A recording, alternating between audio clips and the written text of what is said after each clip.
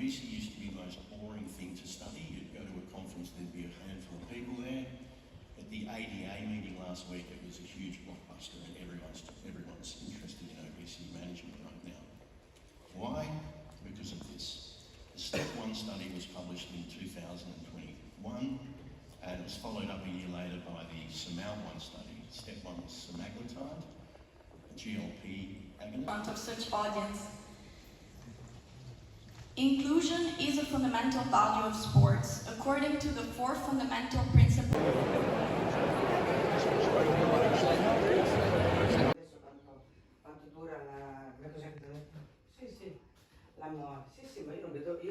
Industries. So again, we looked at delivery, we looked at steel and manufacturing, and their job streams are very different. Their work shifts, where one is getting in and out of a truck, the other is inside but exposed to other occupational hazards like physical fire. And so while in most cases we saw this. I want to thank GSSI for sponsoring this session. I want to thank Emily, he must be in the crowd for all the logistics, and team Dr. Ian Roller for his leadership. And each year we try to...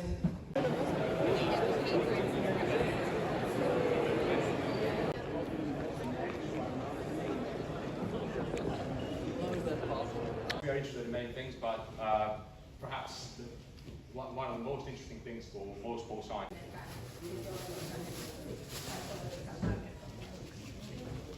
Thank you. Take care. We found that lower intensity, moderate intensity,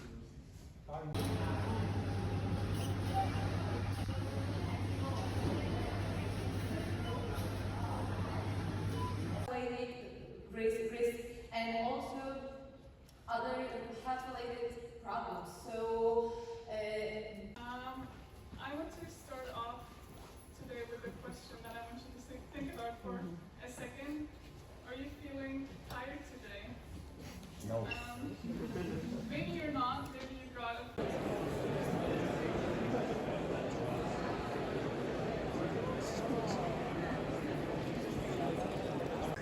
Scientists often, there's some overlap, but out of each of these flow some different educational and we be able to differentiate ourselves as a competitive discipline whose outcomes are not just, our If we look at general strength training, so heavy resistance training, our percentage-based training tends to be much heavier to something that we can use with our athletes. So here's the main difference. We care about improving power output or developing power. We want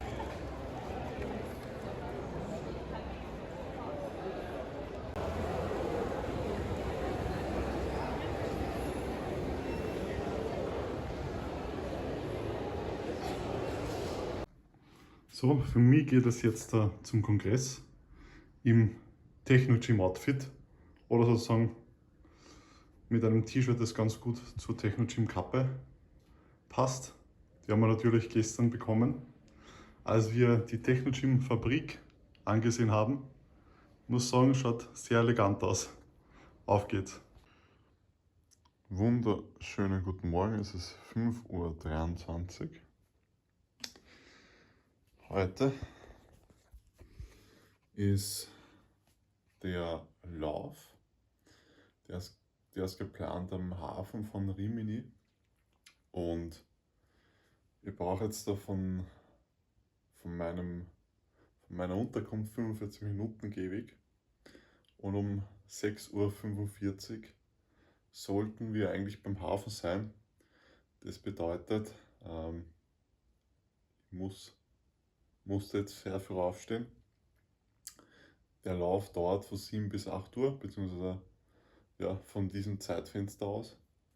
Ich brauche wahrscheinlich für die 6 Kilometer auf jeden Fall keine Stunde, unter eine Stunde, und dementsprechend werde ich aber trotzdem rechtzeitig dort sein.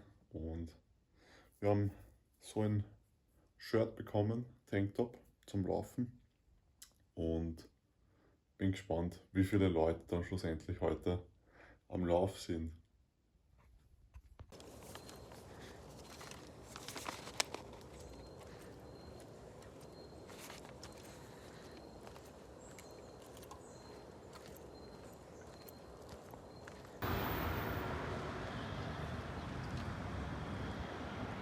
Am Hafen angekommen geht es jetzt Richtung der Startlinie.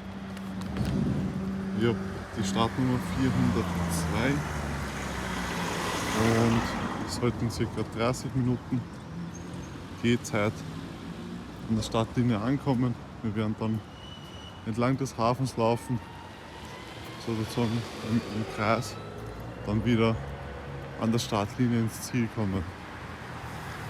Ich habe jetzt schon ein Monster hinter mir. Es gibt dann noch ein zweites Monster, damit wir dann auch eine gute aerobe Kapazität besitzen und leistungssteigernd unterwegs sind. Aber sehr schöner Hafen. Sehr cool. Angekommen an der Start- bzw. Ziellinie mit einem Pre-Workout, Pre-Monster Run. Suchen wir mal unsere Gruppe von der Uni Wien. Ein paar laufen auch mit. Dann werden wir mal gemeinsam aufwärmen.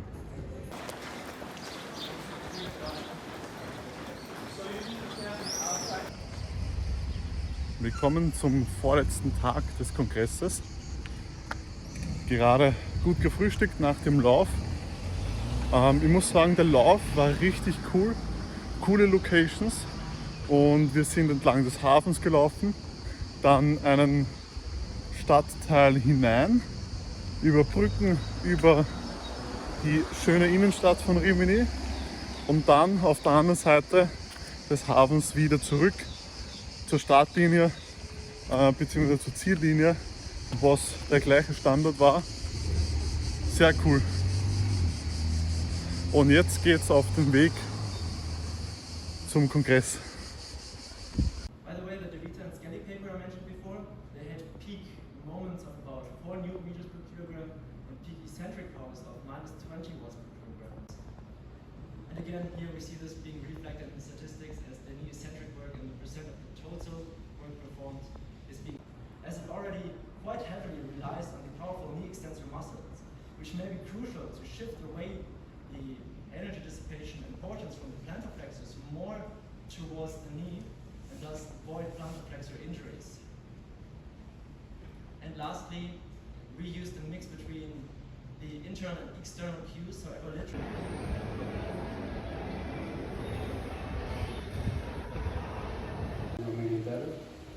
Both groups employed the 0.05 inertial load, and during the cluster set model, mechanical outputs. However, the cluster set model significantly had a greater effect during week 6. Good morning, everyone. Thank you for the introduction. According to the literature, either doing the resistance training with multi-joint exercise or a single joint exercise, there are increases in muscle performance and muscle mass. However, unfortunately, during our time with our weight in 1 RM for both training interventions, without a significant difference between them. After in quadriceps cross-sectional area at 40% of the thigh, as it was expected, significant increase in the quadriceps for the quadriceps muscle mass for both training interventions. In China and also a teacher at Andrew University. It's truly an honor to share my study with experts from all DPE are more beneficial for male participants or participants with more than no less than 2 years strength training. While the muscle traits and behavior is not so important, in the mid phase of impulse generation, complete underlying mechanisms explanations of the eccentric training are unclear.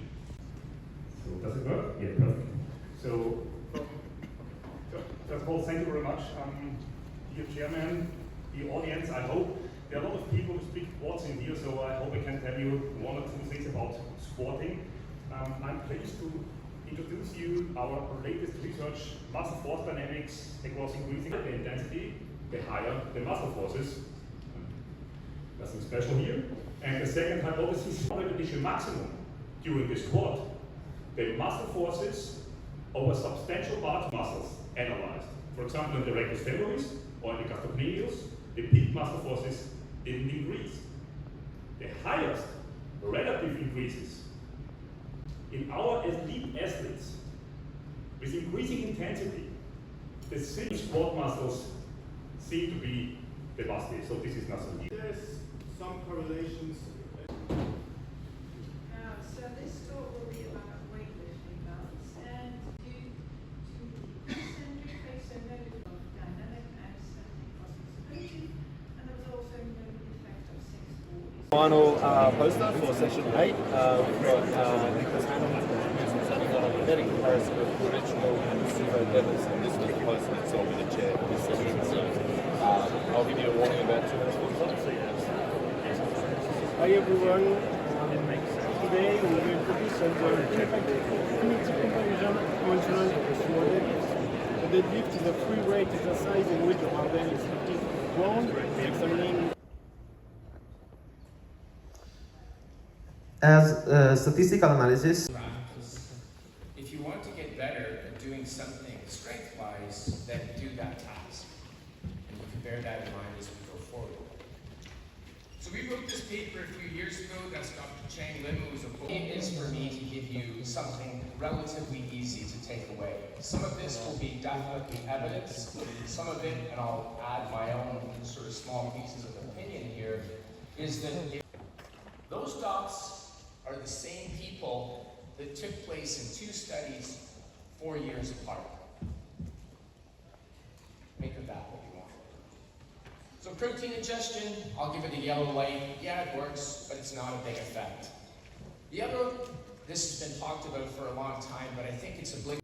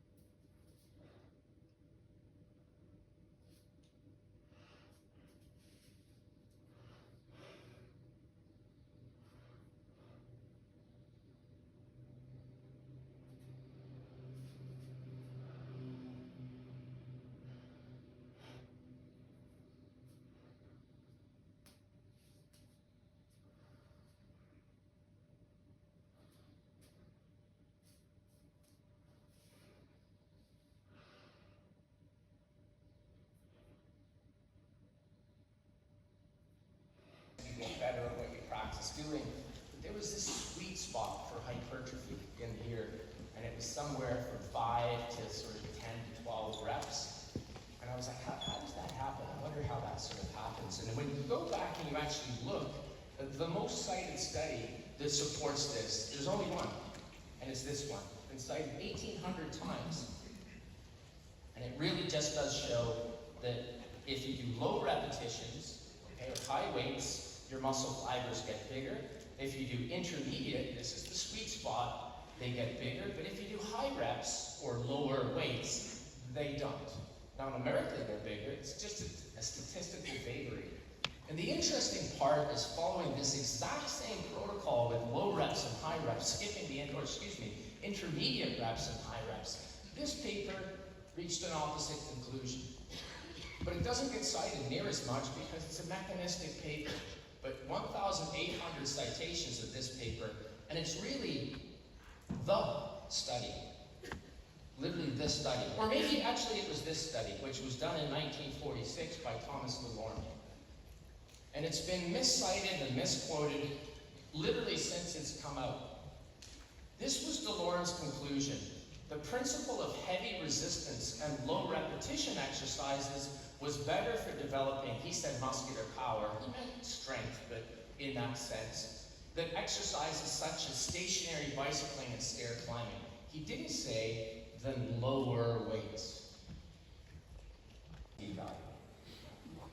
It's high, and the effect size is low. So you would need approximately 48,000 individuals to see the difference.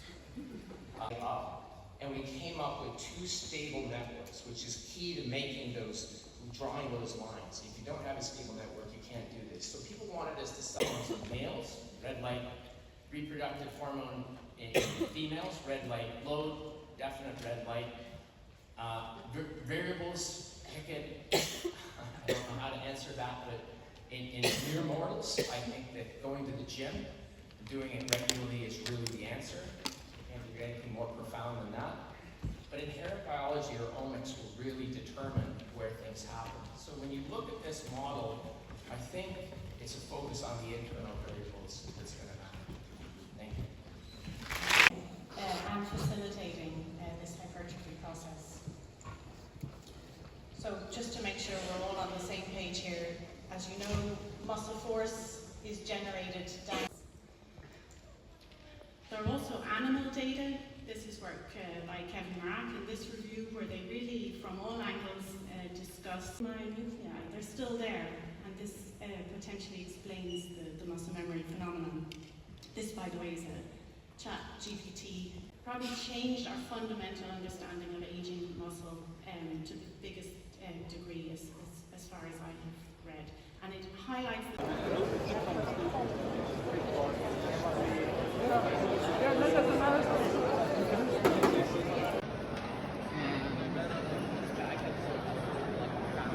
the muscle, and they trigger the group's reform muscle afferent. And this idea suggests that the sum of all feedback and feed-forward signals is processed within the central nervous system and ultimately excitability, so somehow the central nervous system increases activity to produce force. Actually, no. So maybe we shouldn't be so hard on ourselves sometimes when we discuss, definition, because there is no generally accepted definition of sensation and perception. So for many, especially neurophysiologists, they use the word sensation to mean the actual sensory signal, nervous signal. In spiaggia. Questo è stato il tormentore di quell'estate, il 3 di luglio come oggi, numero 1 in classifica in Italia, Buonabascia, Alessandro Amoroso, karaoke, Guantanamera. E questi ritornelli come oggi erano prima.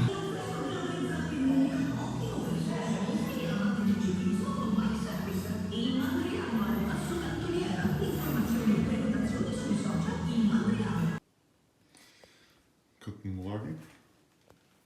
Wir haben 5:30 Uhr. Heute ist der letzte Tag des Kongresses. Ich werde wieder kurz eine Laufeinheit absolvieren und dann gibt es Frühstück und dann meine Posterpräsentation über Sumo und konventionelles Kreuzheben. Ich habe mich gestern schon vorbereitet, was ich sagen werde. Ich habe nur 3 Minuten Zeit und das ist tatsächlich viel schwieriger, alles unterzubringen in 3 Minuten. Was ist wichtig, was ist weniger wichtig und so weiter und so fort. Zum Aufstehen gibt es einmal Literatur und Koffein zum Laufen. Und dann nach dem Laufen gibt es das eigentliche große Frühstück. Let's go! Das Buch habe ich frisch gekauft beim Human Kinetics Stand am Kongress mit einem Rabatt. Nach einem guten Frühstück geht es jetzt da mit unserem Poster auf den letzten Kongresstag. Um 11 habe ich meine Poster-Präsentation. Ja, bin gut vorbereitet.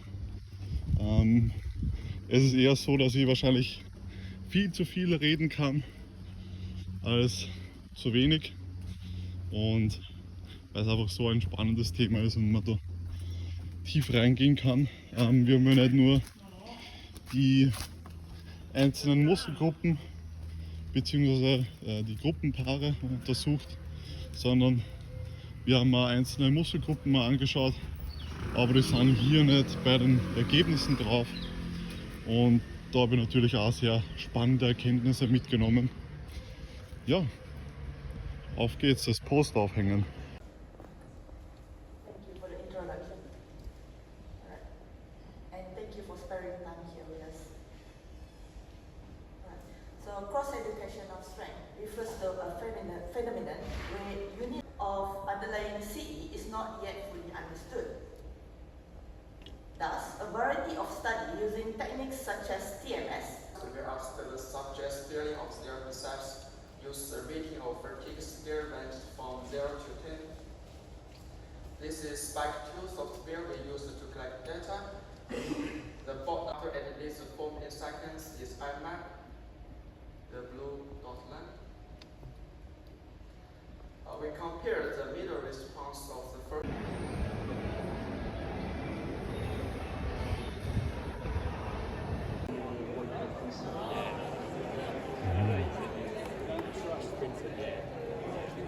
Fantastic ECSS Congress, the 30th anniversary. So thanks to everybody.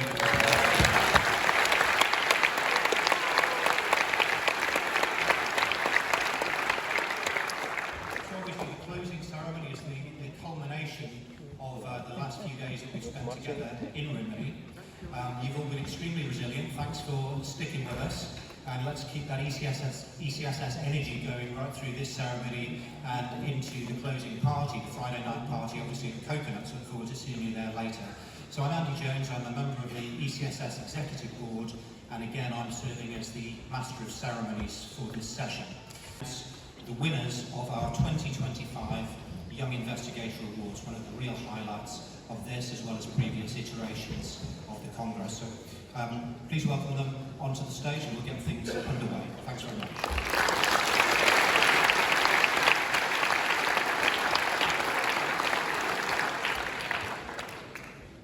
Good evening to everybody and buonasera a tutti e buonasera a tutte. The four poster winners, so again a big applause to all of them.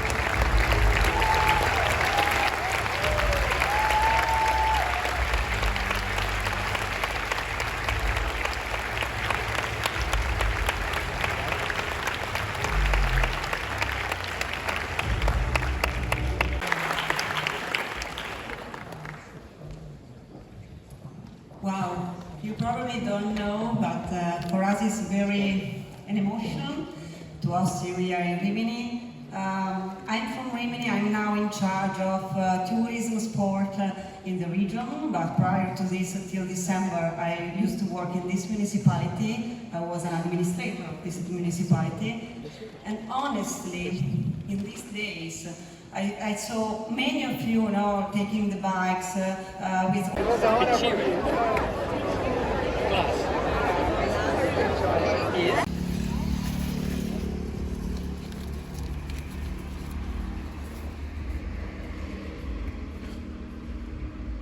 Der vermutlich letzte Einkauf bei Aldi in Rimini.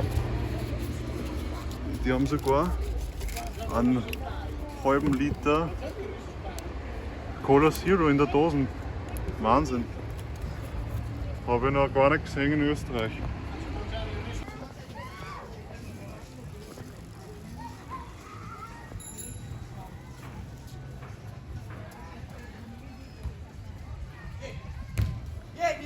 Morgen geht es dann mit dem Flieger zurück nach Österreich. Jetzt endlich den Strand genießen.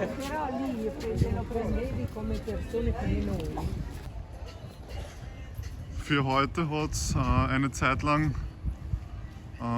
Gewitter angesagt. Da vorne hat es auch schon leicht geblitzt. Also ich weiß nicht, ob es so sinnvoll ist, die nächsten 30 Minuten ins Wasser zu gehen. Aber mal schauen, wie es in einer Stunde ausschaut. Ob man dann, ich würde ganz gerne ins Wasser gehen, damit ich auch mal sagen kann, Rimini war im Wasser.